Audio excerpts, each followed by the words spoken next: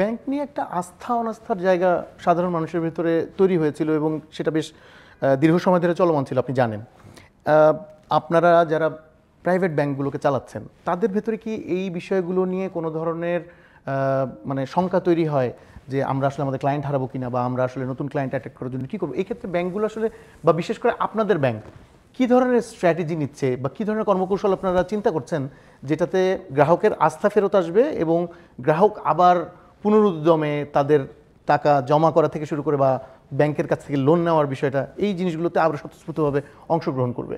Overall যে সেন্টিমেন্টটা বলছি আমরা, সেটা তো সত্য। মানুষের মধ্যে তো একটা অস্থিরতা আছে, অনাস্থা আছে।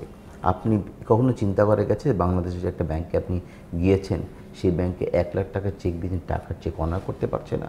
সেগুলো তো নাই। এবং যেই ধরনের দুর্নীতির কথা শুনছি, সেগুলো তো কখনো আগে হয়নি। Of course it has created a very vulnerability এমন on the overall banking industry, ব্যাংকের প্রতি একটা অনাস্থা সৃষ্টি করে। আমি মনে করছি যে আমরা চাচ্ছি ব্যাংকে লোকজনকে আরও ব্যাংকিং ইন্ডাস্ট্রি নিয়ে আসতে।